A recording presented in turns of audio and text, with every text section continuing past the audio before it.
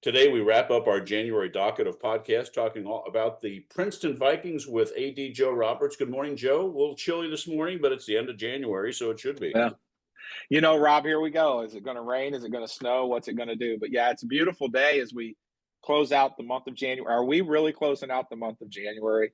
Is today Groundhog Day? I don't remember. I think it's this week. It is this week. It is. It's just flown. Seems like we were just on Christmas break, and now we're almost pushing February. Actually, it feels like it was August, and we were talking about how hot it is, and what are we going to do about wet bulb meters, and so on and so forth. And now here we are, wondering if we're going to have snow or if we need to put salt down in the road. And it's just it's great. I mean, it's just amazing as slow as things seem to be, because we talked about this. Like, winter has gotten really hard. Yes. As you do this for a long time, because all of it has to do with the change of time, and it's, and the weather, and it's never seems like it's sunny and bright, and you just don't have that shot of energy. And the season is a long season, but in retrospect, look how fast the year is going. I mean, I cannot believe that we are at the end of January, and just super excited for our student athletes and our coaches as we continue and get ready for postseason play. One of the things last week, you enlightened me. I had no idea all the extra efforts you had to go through on a snow day. And we talked about that last week. And, on the other 11 podcasts I did that day, I brought that up. And you should have seen the comments on a snow day. I had no idea. So that was, it started with your show last week. And I had no idea what a snow day did to athletic administrators. Wow. Well, I think maybe if we get another one, I may need to talk to Mr. Card about this, but if we get another snow day, I think the AD podcast should be all ADs together and we go sled riding. I feel like that would be a great podcast for all of us to do a little sled riding or tubing out at Perfect North or something. Let's do that. That would be a great adventure. That would be fun. And then I would love to see Mark Harden on a tube. That would be fun. That would be really fun. And then we'll wrap up by coming on at the same time on the Zoom. Yeah. Get everybody on the screen. It's a big giant group. Just a big giant. Can you imagine that room? Oh, fun stuff. Coach, let's talk about Viking sports. Let's start with boys basketball. It's let's see. Last week, it's kind of been like the season. They're playing 500 ball. They lost a tough one to West and won against Mason. So it's it's just kind of. This week, a tough one at Sycamore and at Hamilton. So Road Warriors this week, two tough ones, but they're just hanging there and they're competing, and that's a big win against Mason at home. Well, like all things, as you know, our boys basketball team's been plagued by injury all year, and Coach Wyatt would just love to have a full team from the get-go. But then along comes the weather. Yes. And along with the weather, we're in cold and flu season. So we've had a bout of the flu, we've had a bout of the colds, and just miserable. So he had players out. Coach Wyatt was under the weather a little bit himself. We go to Lakota West. We compete. I mean, we're in the game. It's just not. It's just not. The shots aren't falling. The level's not there. And then we turn around Friday night, and I thought, from a defensive standpoint, from just an offensive, get after it a little bit standpoint, the kids really buckled down. And I can say this, the last time when we were at Mason right before the holiday, that was just not Princeton basketball. Okay. And then this past Friday night, it seemed like it was Princeton basketball. And so, and then they've got a lot of momentum going into Tuesday night. I mean, Oak Hills knocks off Sycamore Friday night in what seemed to be just a game of who had the ball at the end. Right. And now we're going to go over there, and it's going to be an incredible environment. There's no question of that. Sycamore has a lot to play for. They remember we were able to do over here. Sure. And so for us, we've got to be able to contain. We've got to be able to control the basketball, and we'll see if we can come out on top. And then we got to go to Hamilton Friday night, and that's not going to be easy either. Hamilton got us here, and they're a really good basketball team. They're playing fundamentally very sound. And so it's going to be a great test for our kids. This is, we keep talking about this, and I feel like a broken record sometime, Rob, but everything we're doing is getting us ready for this tournament, Right. and getting us prepared for what we're about to see, because we're going to see some of these teams again along the way. That's just bound to happen. But night in and night out, this league prepares us for sectionals and districts, and that's what you really want. And so Sure. we're going to measure it on, as long as the kids continue to get better, which I think they're doing, and coach and his staff continue to bring that point home. I think we're going to see some good things at the end. That's exciting. It's I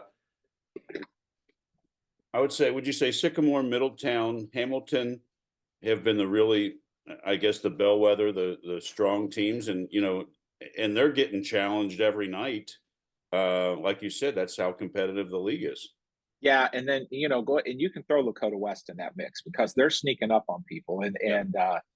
they're playing a great brand of basketball right now. And so it's night in, night out. I mean, you're right. I can add Mason into that column too, because Mason comes and goes with their streaks. It's just a matter if they're going to make shots or not. They've got a senior guard. He's a really good player. It's just, if he's making baskets, then they're going to be good. But Yeah. our league top to bottom just proves where it is, and I can't wait for the rankings. I have a feeling somewhere between 5 and 16 is where the vast majority of the GMC is going to be when those seeds come out.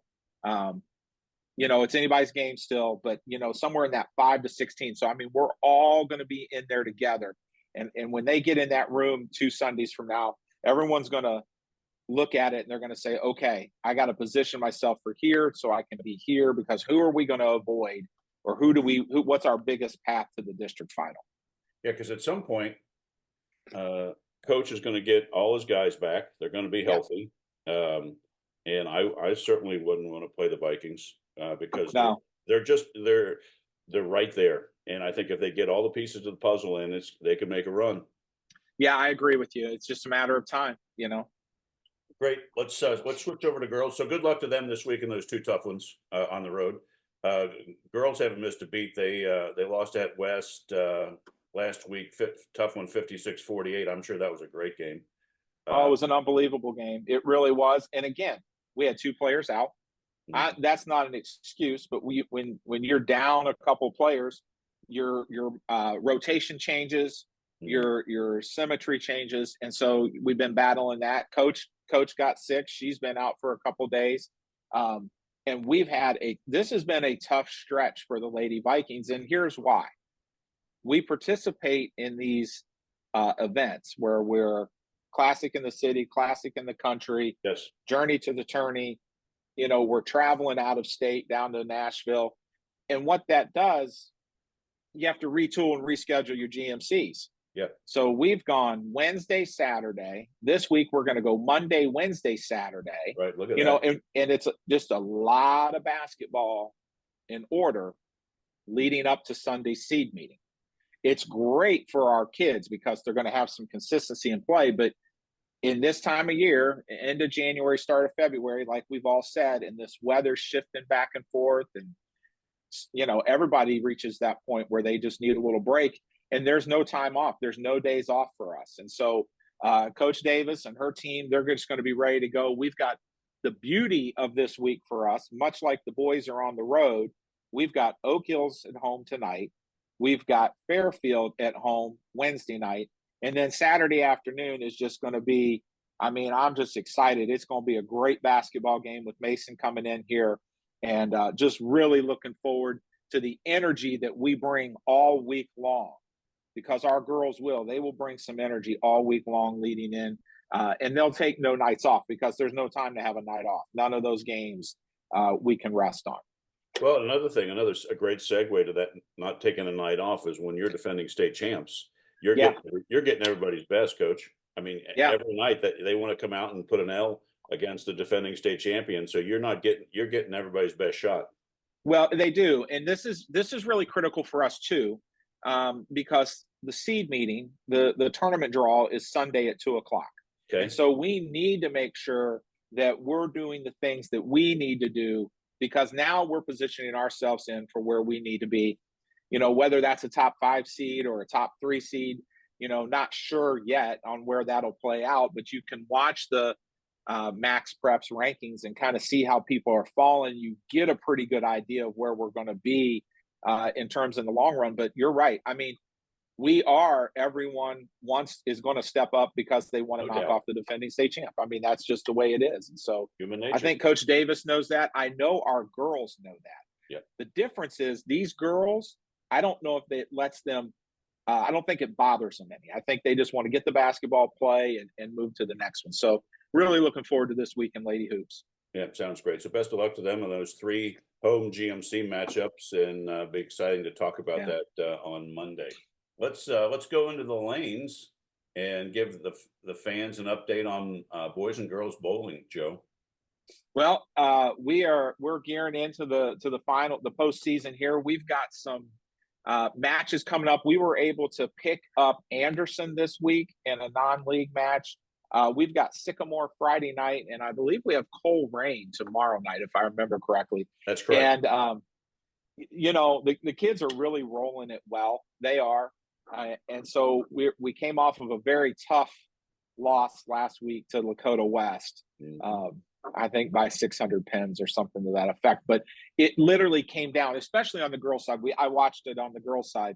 It came down to that third Baker's game. I mean, there was a difference of about 90 pins that really turned the momentum in that game overall. And then the boys are throwing a really good game right now. But, we've talked about this all year. It's just their inexperience is kind of catching up to them a little bit.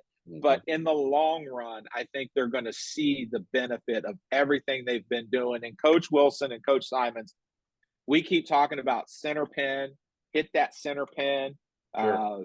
They know what's coming in the oil pattern. They know what's expected of them. And so we've got seed meeting information getting ready to start for bowling, and we're looking at sectionals and just looking to see where we can take it. So it's going to be a good week over at Gilmore for us. We're really excited because all 3 matches this week are at home, and that's good for our kids because they're used to that. Right. And I don't know what Anderson's going to bring, but I do know what Coleraine and Sycamore will bring. And so we're going to be ready for them. It's going to be a great week of bowling. Yeah, it sounds like a good challenge and ramping up, getting ready for tournament time. Yeah, it is. It's always nice to be able to throw a little non-conference in there for that. Kind of breaks it up a little. No question. So let's go to Quiz Team 6-3, having a great season. They have 2 home matches this week. Tonight they host Mason. Wednesday they host Hamilton, and it sounds like it's been a very successful campaign. It has been a very successful campaign. Coach Mulholland's done a really good job with the kids and the students themselves. I mean, how many you and I talk about this? Like they're all geniuses. They know more. They know more than you and I can tell you that for sure. But it's so fun to watch. And Mason will be here this week. Hamilton will be here this week. Don't know what the questions are going to be asked, but I'm looking forward to trying to answer some of them both nights, or both afternoons when I go over and visit them. Joe, where do they get the questions from? Is that from Trivial Pursuit or some software? Where does that come from? Do you know? You know what? That is a great question, Rob.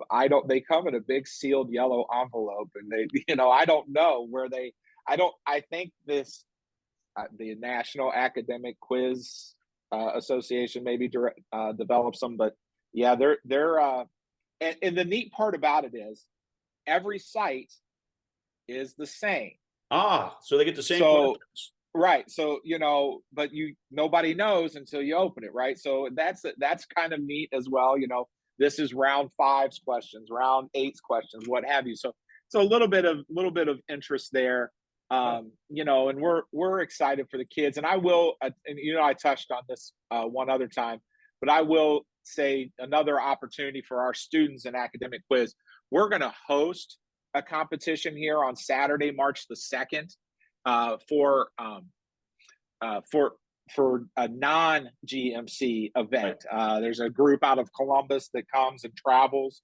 And so we're hoping to be able to draw quite a few people to that event, or quite a few teams to that. And it's going to be a great day as well. But it's always interesting to watch other students, other schools that are not in your league, and how they stand up to what you're doing each and every week. Because Coach Mulholland encourages Jeopardy without a question. Sure. But he just takes old questions, and that's how he prepares them. and gets them ready for the week. And it's so beneficial. That's just awesome. Yeah, it's really awesome. Well, best of luck to them. Let's dive into the pool. Just I know we had senior night last week against Loveland.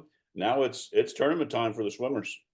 Yeah, it's conference week, Coach. We'll head to Mason on Saturday for the GMC, and it'll begin about 1:30, 1:45, somewhere in that time frame. And again, here it is. This is the time where our individual swimmers, our individual relays will start to put themselves in a position to see where they are to place themselves. From a numbers standpoint, I don't know if we're deep enough to be able to knock anyone out of the top 3. Okay.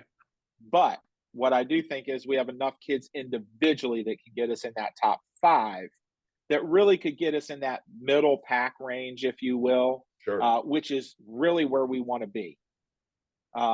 Because once you do that, the following week, the 8th and the 9th of February, right here at Princeton, we'll have the Division I sectional swims. And that'll really start to set the tone for our kids of how we're going to move into that to start advancing some individuals into the district. Got it. Makes sense. Perfect. Well, let's end this week's show on the team side of things. Let's talk wrestling. Well, let's talk this coming Friday night. It's one of my favorite wrestling events. We're 3 years in a row. We're going to be in Matthews Auditorium. Yes. As we hold senior night for our kids, and we're going to host Taylor. Probably start at right around 6 o'clock. We'll recognize our seniors about 5:45. I just love what Jason Hollowell, the Matthews Auditorium manager, how he stages it, how Coach Powell and the kids get the mats all set up, but the lighting and the sound and everything that does with it. I'm still, Rob, I'm telling you, before I retire, we're going to put a cage around it. We're going to create a really neat Nice. cage match environment, if you will.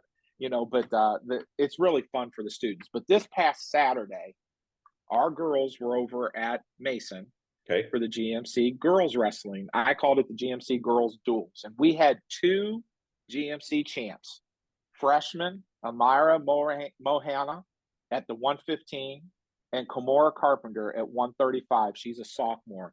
And Amira and Kimora have really dug into girls wrestling. And if you haven't had a chance to watch the sport, I highly recommend it. It's exciting. The girls take it very seriously because they know that it is a very difficult sport to learn.